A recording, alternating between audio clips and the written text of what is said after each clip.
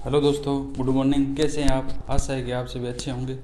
तो हम क्या है, ज्योग्राफी का एक पॉइंट पढ़ रहे थे। हाँ बताइए। हाँ, इसके बारे में क्या चर्चा करेंगे।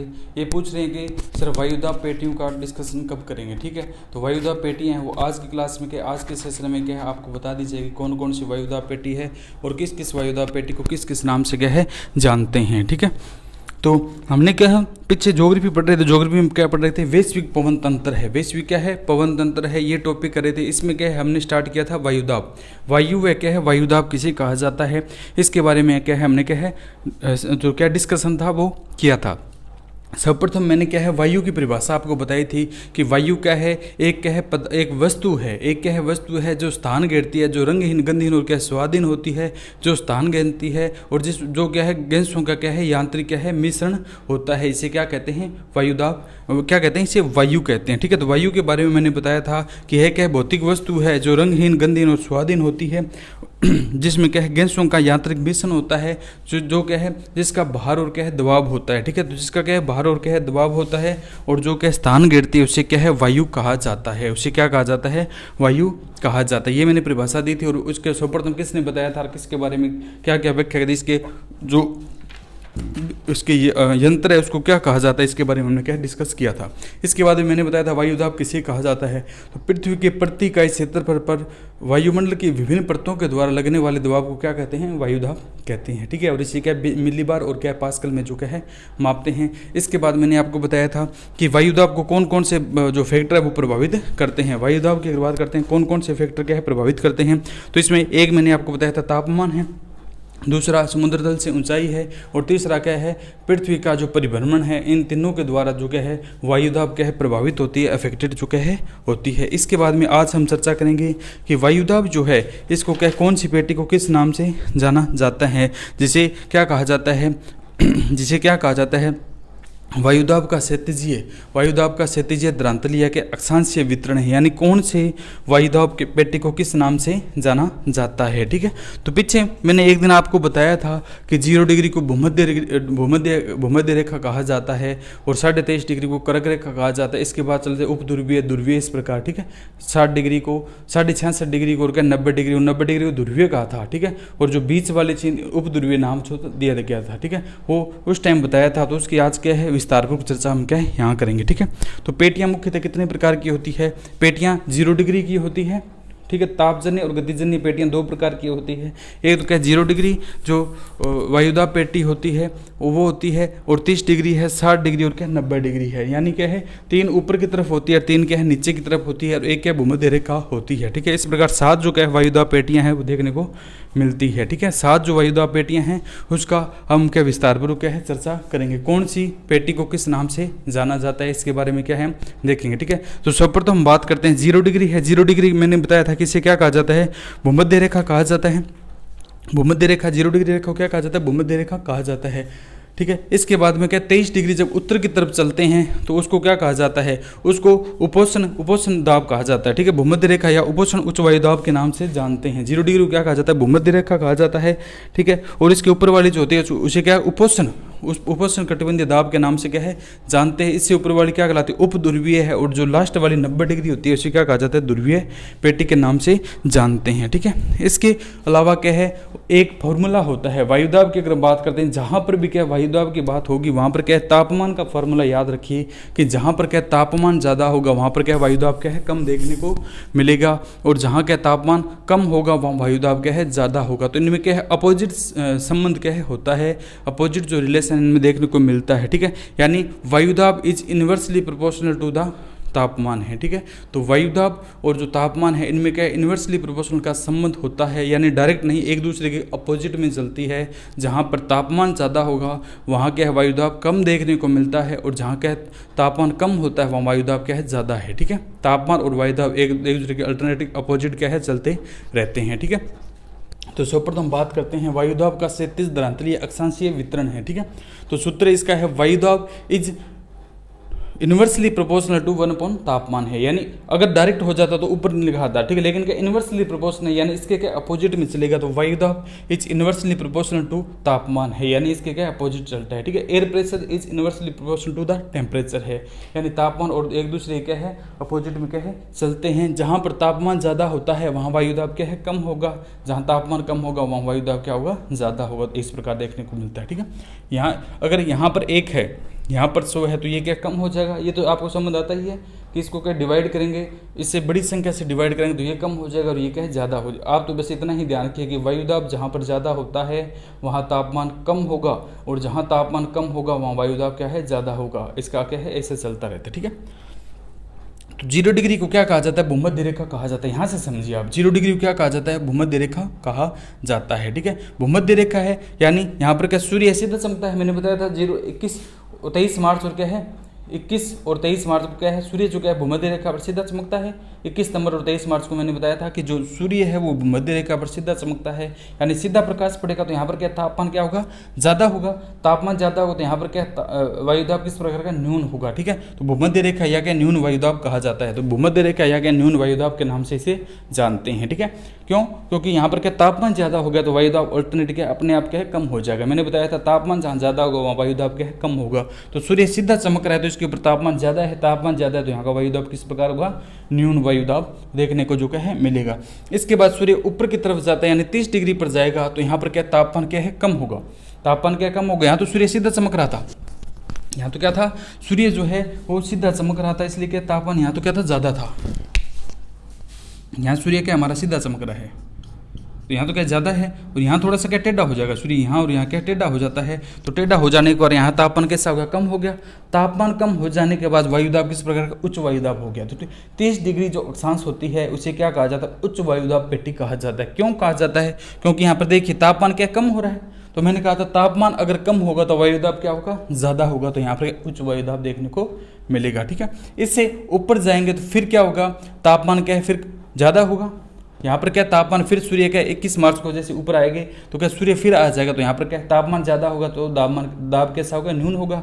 और ध्रुवों की अगर बात करते हैं, ध्रुवों पर हमें पता है तापमान किस प्रकार का है, ध्रुवों में तो क्या बर्फ जमी रहती है यानी तापमान क्या होता है निम्न होता है, तो न्यून तापमान होगा तो क्या है यहाँ पर क्या है उच्च दाब वायुदाब देखने को मिलेगा। इसी प्रकार नीचे की तरफ है, ये तो ऊपर था उत्तरी ध्रुव की तरफ है, ये क्या दक्षिण दिशा में है, ठीक है। तो दोनों में सेम ही पोजीशन चलेगी। यहाँ पर भूमध्य रेखा है तो क्या है भूमध्य रेखा पर दाब कैसा होगा, भूमध्य रेखा पर सूर्य सीधा, तापमान ज़्यादा तो वायुदाब कम, तो यानी भूमध्य रेखा न्यून वायुदाब पेटी है। जैसे ही दक्षिण की तरफ जाते हैं तो वही उच्च वायुदाब पेटी है, फिर न्यून वायुदाब और फिर क्या उच्च वायुदाब पेटी है। समझ में आया आपको, एक बार फिर से बता देता हूँ कि क्या है जब सूर्य सीधा यानी जहाँ पर तापमान ज़्यादा होगा तो वहाँ पर वायुदाब कम देखने को मिलेगा और जहाँ तापमान कम होगा वहाँ वायुदाब क्या होगा ज़्यादा होगा। भूमध्य रेखा की बात करते हैं तो यहाँ पर तापमान क्या है ज़्यादा है, सूर्य सीधा चमकता है तो तापमान ज़्यादा है, तो भूमध्य रेखा पर किस प्रकार का होगा तापमान ज़्यादा तो वायुदाब क्या होगा न्यून होगा, ठीक है। यहाँ पर क्या सूर्य टेढ़ा चमक रहा है तो तापमान कम हो गया तो यानी क्या है उच्च वायुदाब हो गया, ठीक है। तापमान कम तो वायुदाब ज़्यादा, यहाँ पर फिर कम हो गया, यहाँ पर क्या है तापमान कम तो वायुदाब क्या होगा न्यून, यहाँ पर तापमान क्या है ज़्यादा हो जाएगा, ठीक है। तो ये क्या न्यून वायुदाब होगा, ठीक है, उल्टा चलता है इसका। और ध्रुवों की तरफ जैसे ही जाते हैं तो यहाँ पर तापमान क्या है ध्रुवों पर तो हमें पता है तापमान हमेशा क्या न्यून ही रहता है, क्योंकि वहाँ पर क्या बर्फ जमी रहती है, तो तापमान कम तो दाब क्या है ज़्यादा है, ठीक है, तो उच्च वायुदाब है। इस प्रकार इनका पेटियाँ हैं उनका जो क्या है निर्धारण है वो किया गया। प्लीज़ गौर से समझिएगा इसको। इसी के आधार पर क्या है हम क्या है यहाँ पर हवाएं चलाएंगे, हवाएं चलेगी, ठीक है। गर्म कौन सी है, ठंडी कौन सी धारा है और कौन से ध्रुवीय क्षेत्र में कौन सी धाराएं चलती हैं, यहाँ से वो सारा पॉइंट के हैं निकल कर जो क्या है आगे आएंगे, ठीक है। तो ये इतना आशा है कि आपको इतना समझ में आएगा। इसके बाद इन्हीं का नाम क्या है दूसरा दे दिया।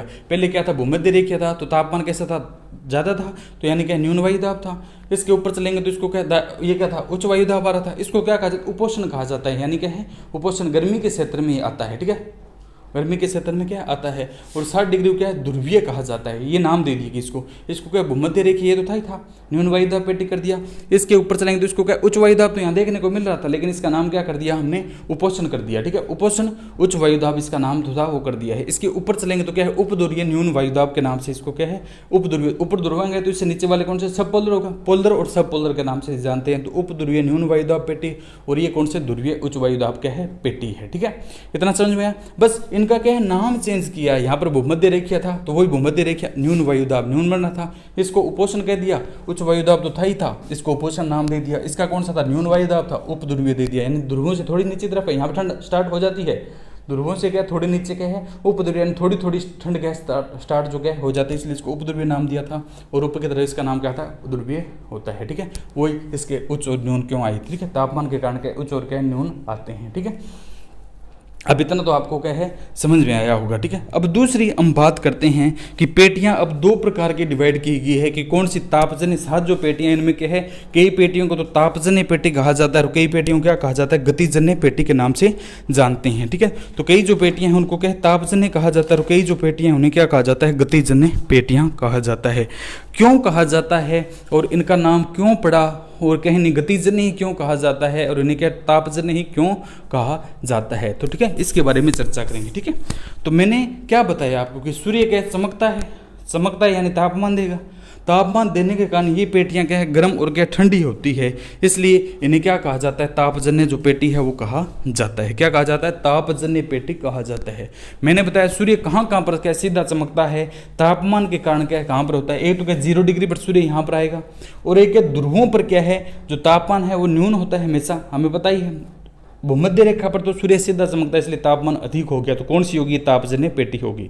ध्रुवों की अगर हम बात करते हैं तो यहाँ पर क्या है एक प्रोसेस चलता है कि हमेशा ध्रुवों पर क्या है ठंड रहती है, ठीक है। हिमालय ग्लेशियर है वहाँ पर क्या हमेशा ये क्या ठंड रहती है, चाहे गर्मी का मौसम हो चाहे क्या सर्दी का जो मौसम हो वहाँ क्या नॉर्मल एक ठंड रहती ही है, ठीक है। तो ये कौन सी होगी तापजन्य पेटी हो। तो निम्न में से कौन सी तापजन्य पेटी होगी, आपको समझ में आएगा कि एक तो 0 डिग्री है वो क्या तापजन्य पेटी है और एक क्या है 90 डिग्री उत्तरी ध्रुव की और 90 डिग्री दक्षिण ध्रुव वाली जो पेटियां हैं वो क्या है तापजन्य पेटी है। तो निम्न में से 3 पेटियां किस प्रकार की होगी तापजन्य क्या होगी पेटियां होगी, ठीक है। तो तापजन्य पेटियां बताइए कौन कौन सी है, 0 डिग्री 90 डिग्री उत्तरी अक्षांशीय पेटी और 90 डिग्री दक्षिणी अक्षांशीय जो पेटी है इन्हें क्या कहा जाता है तापजन्य पेटी के नाम से जानते हैं, तापजन्य पेटी के नाम से क्या है जानते हैं। और अब 4 पेटियां और बच गई तो वो क्या है उन्हें क्या कहा जाता है गतिजन्य पेटी कहा जाता है। क्यों, क्योंकि क्या सूर्य कभी इधर जाता है कभी इधर जाता है, तो पृथ्वी क्या रोटेशन कर रही है लगातार क्या परिभ्रमण कर रही है, पृथ्वी पर भ्रमण कर रही है। तो एक निम्न एक वायुदाब है जो पृथ्वी के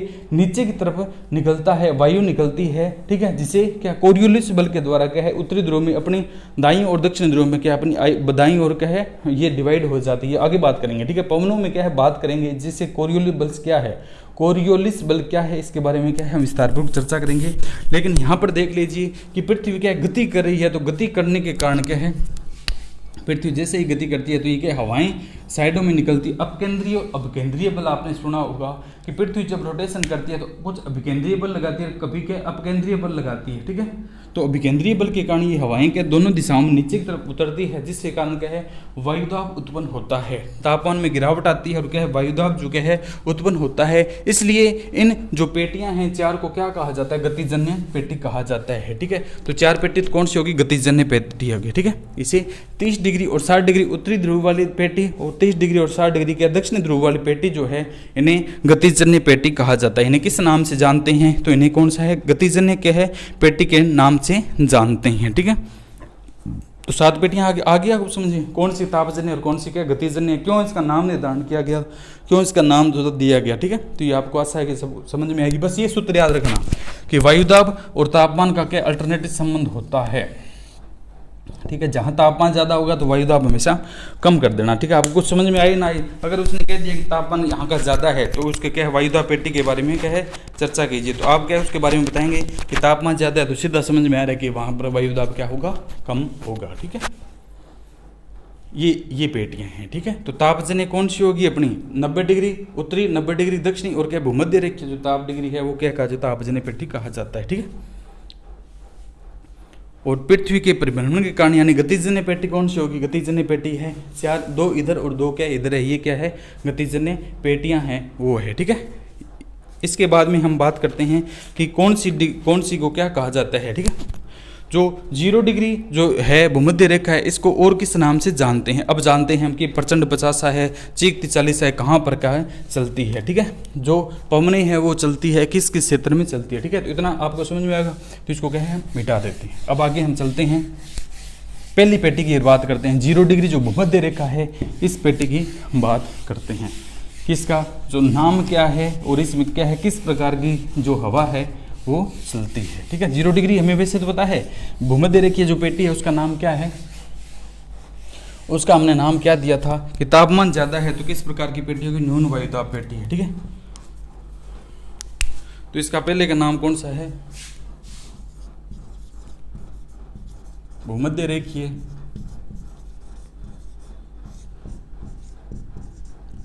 तापजन्य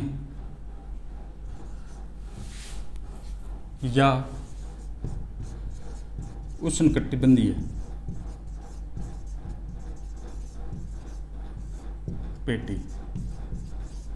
क्या है, इसे भूमध्य रेखीय तापजन्य या उष्णकटिबंधीय पेटी के नाम से भी क्या है जानते हैं। ठीक है, उष्णकटिबंधीय पेटी के नाम से जानते हैं। और यहाँ का वायुदाब तो आपको किस प्रकार का है, न्यून वायुदाब है। ठीक है, तो कई बार वो क्या लिख देता है, उष्णकटिबंधीय न्यून वायुदाब पेटी भी कर देता है। ठीक है, तो उष्णकटिबंधीय न्यून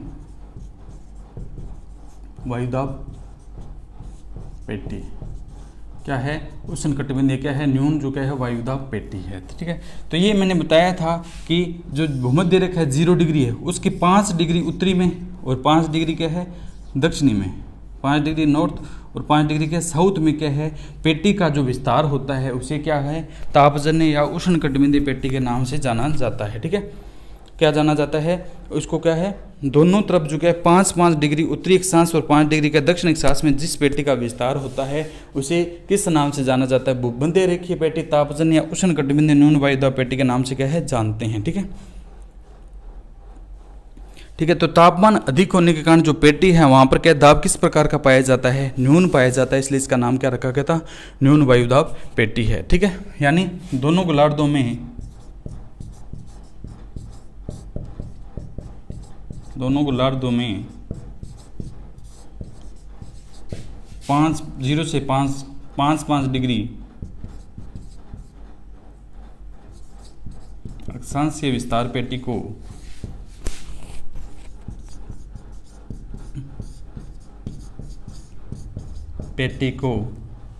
क्या कहा जाता है, तापजन्य या उष्णकटिबंधीय न्यून वायुदाब पेटी कहा जाता है। क्या कहते हैं, पेटी को क्या है उष्णकटिबंधीय न्यून वायुदाब पेटी के नाम से क्या है जो क्या है हम जानते हैं। दूसरा, तापमान कम है तो दाब क्या है न्यून होगा। ठीक है, ठीक है, तो यहाँ पर जो क्या है वायुमंडलीय दशाएं क्या होती है, शांत होती है, इसलिए क्या इसको शांत पेटी कहा जाता है। ठीक है, तो ये डायग्राम इस प्रकार बना लेते हैं कि ये तो क्या 0 डिग्री है और ये क्या है 5 डिग्री है और ये भी क्या हमारा 5 डिग्री है। ठीक है, तो यहाँ पर क्या शांत वातावरण रहता है, धाराएं बिल्कुल नहीं चलती है, शांत माहौल रहता है, इसलिए इसको शांत पेटी या डोलड्रम के नाम से भी जानते हैं। ठीक है, डोलड्रम कहते हैं। ठीक है, तो यहाँ पर क्या वायुमंडलीय दशाएं शांत रहने के कारण क्या है इसे डोलड्रम या क्या कहते हैं शांत पेटी कहते हैं। ठीक है, तो प्रश्न आता है डोलड्रम व शांत पेटी के नाम से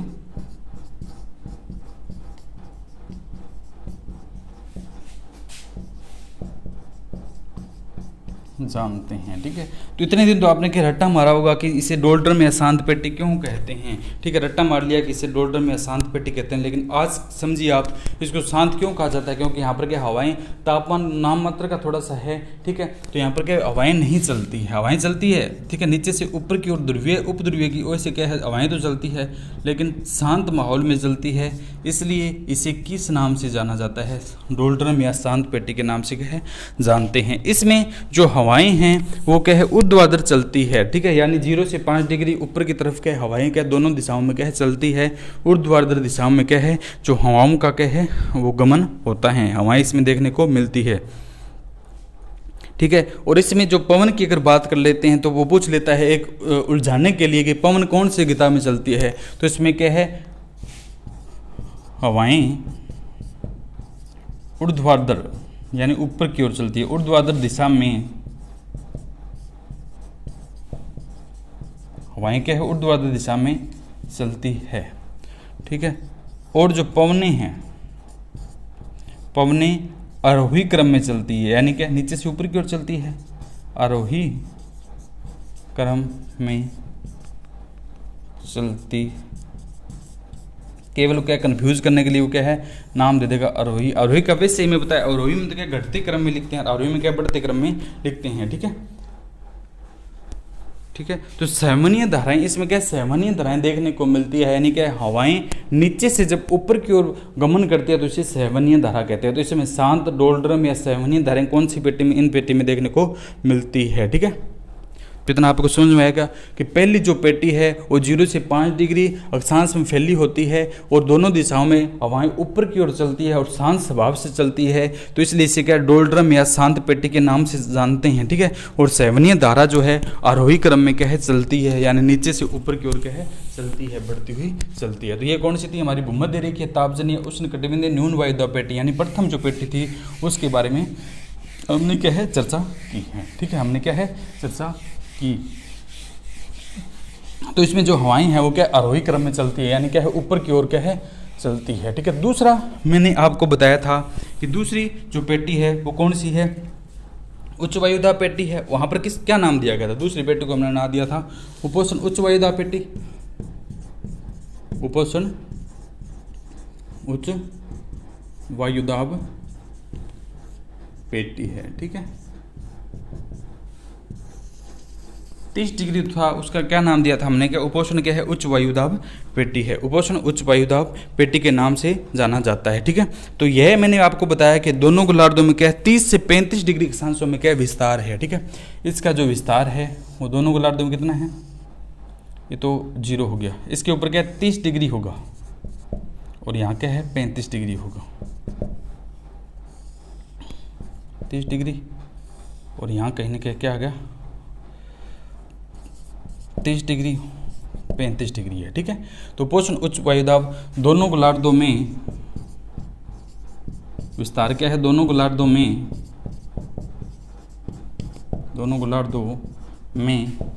30 से 35 डिग्री के मध्य, तो ये जो क्या होती है मध्य होता है, इनका जो विस्तार है कौन सी पेटी है, उपोष्ण उच्च वायुदाब पेटी है, इसका क्या 30 से 35 डिग्री अक्षांशों में क्या विस्तार होता है। ठीक है, तो यहाँ पर किस प्रकार का है, यहाँ पर दाब कैसा है उच्च वायुदाब है। ठीक है, पृथ्वी की गति के कारण ये किस प्रकार की पेटी है, तो क्या है पृथ्वी गति, ये किस प्रकार की गतिजन्य है, पृथ्वी के परिभ्रमण के कारण इस पेटी को गतिजन्य पेटी कहते हैं। क्या कहते हैं, गतिजन्य पेटी के नाम से गतिजन्य पेटी कहते हैं, गतिजन्य पेटी के नाम से क्या है जानते हैं, क्यों पृथ्वी क्या है परिभ्रमण करती है। ठीक है, दैनिक गति करती है, यहाँ पर क्या है गतिजन्य जो वायुदाब पेटियां हैं गति करने के कारण क्या है पेटियों का निर्माण होता है, इसलिए किसे कहा जाता है गतिजन्य पेटी के नाम से क्या है जानते हैं। ठीक है, इसे गतिजन्य पेटी के नाम से जानते हैं। ठीक है, और जो 30 से 35 डिग्री अक्षांश है इन्हें क्या कहा जाता है, अश्व अक्षांश कहा जाता है। मोस्ट इम्पोर्टेंट पॉइंट है कि अश्व अक्षांश किसको कहा जाता है, तो 30 से 35 डिग्री के अक्षांशों को 30 से 35 डिग्री के अक्षांशों को अश्व अक्षांश कहते हैं, अश्व अक्षांश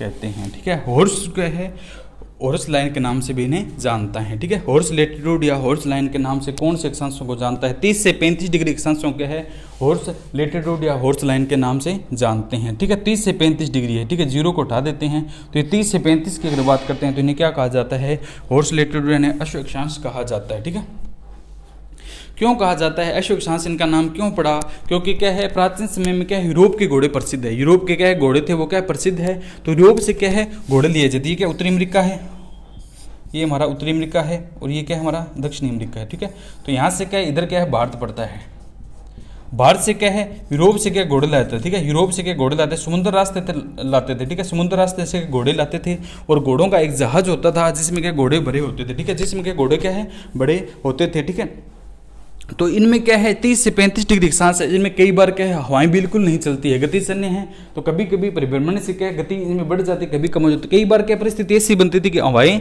जो क्या बिल्कुल ही नहीं चलती थी। तो ये व्यक्ति जब आते समुद्र मार्ग से क्या घोड़े लेकर आते थे, ये व्यक्ति क्या घोड़ों का जहाज होता था, उसमें क्या घोड़े लदे होते थे, तो जाकर आते तो कई बार क्या जहाज ही आगे नहीं चलता था, ठीक है, जहाज आगे नहीं चलता था, वहाँ रुक जाता था। तो इन्हें क्या है ये इस क्या है जहाज में से क्या कई घोड़ों को निकाल कर इसमें आगे फेंक दिए, जहाज है, इसमें जहाज में से क्या कई घोड़ों को निकाल करके है,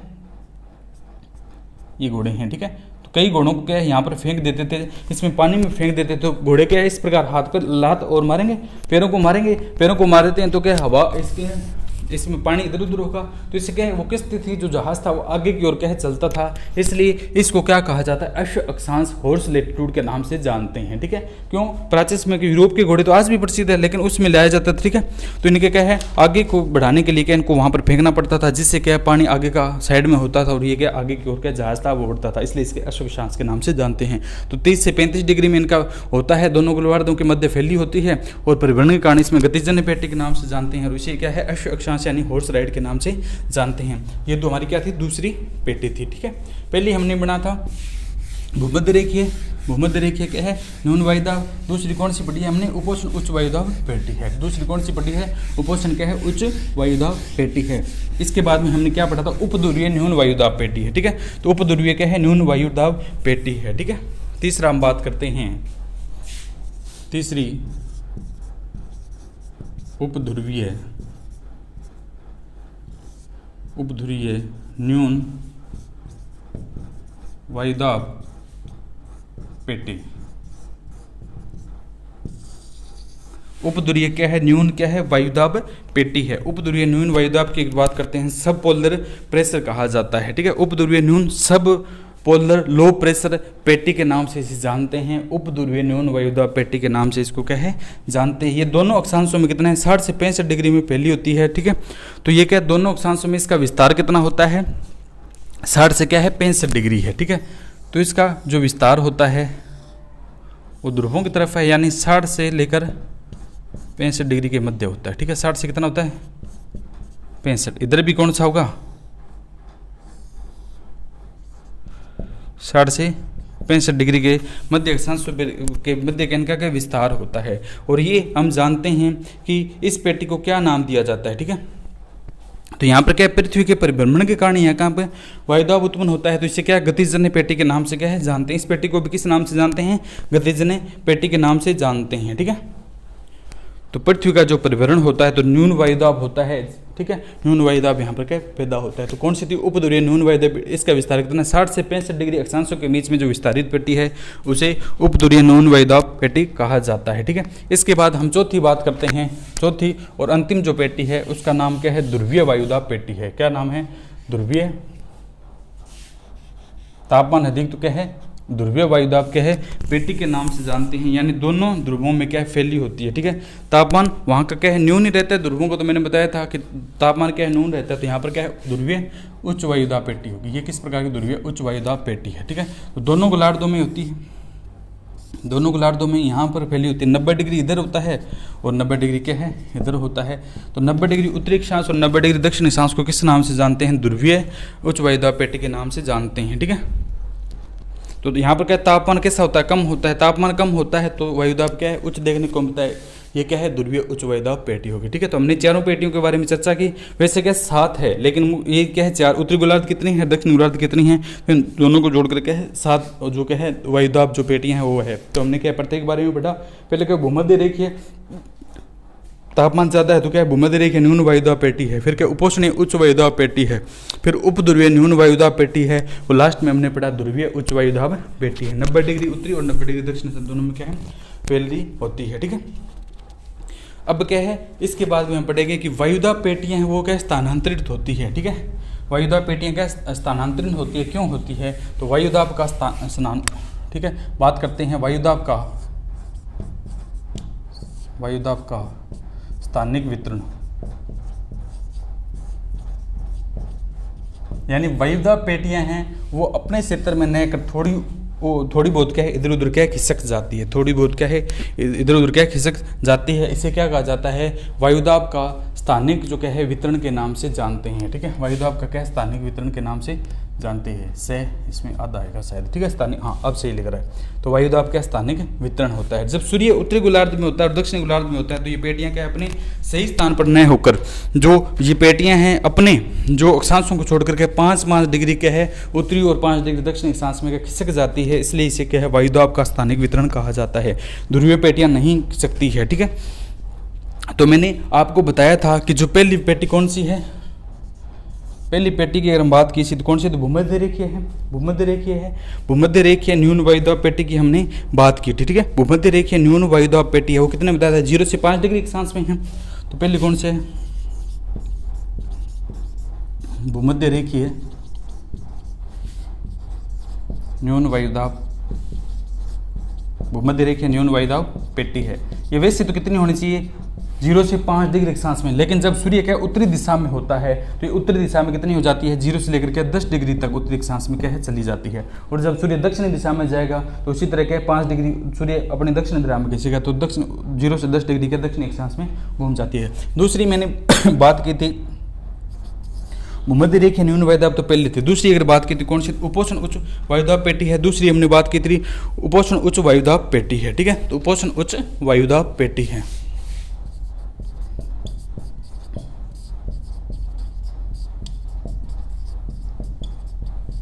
उपोष्ण उच्च वायुदाब पेटी है। तो इसका विस्तार मैंने बताया था 30 से 35, तो यहाँ पर कितना हो जाए 30 से 40 डिग्री।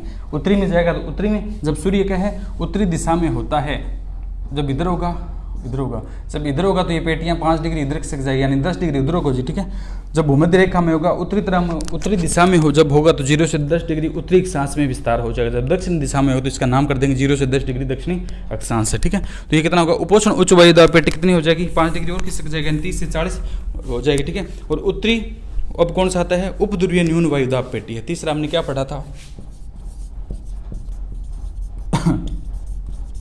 उपध्रुवीय न्यून वायुदाब पेटी। ठीक है, उपध्रुवीय न्यून वायुदाब पेटी है। वैसे तो मैंने कितने बताया था, 60 से क्या है 65 डिग्री है, 60 से 65 डिग्री है, लेकिन ये 5 डिग्री और खिसक जाती है तो इससे कितना हो जाएगा 60 से 70 डिग्री है। ठीक है, 60 से 70 डिग्री क्या है उत्तरी अक्षांश में सूर्य होगा तो उत्तरी अक्षांश में खिसक जाएगी, और दक्षिणी अक्षांश में होगा तो दक्षिणी अक्षांश में क्या है ये खिसक जाती है। ठीक है, उत्तरी ध्रुवीय की बात करते हैं, उत्तरी ध्रुवीय और दक्षिण ध्रुवीय है, इन पेटियों पर कोई असर नहीं पड़ता। ठीक है, जहाँ पर 90 डिग्री पर तो 90 पर रहेगी, ऐसे नहीं चेंज हो जाएगी। ठीक है, ध्रुवीय पेटियाँ कभी नहीं खिसकती है। ठीक है, ध्रुवीय जो पेटियाँ हैं वो कभी नहीं क्या है खिसकती है, उनमें क्या है कोई चेंज नहीं होता है। ठीक है, तो उनमें क्या है कोई चेंज नहीं होता है। ठीक है, तो ये हमारा क्या था, पेटियों का जो मोस्टली पार्ट था वो हमने क्या डिस्क्राइब किया कि कौन सी पेटी को किस नाम से जानते हैं और उनके क्या क्या क्या नाम दिए थे। ठीक है,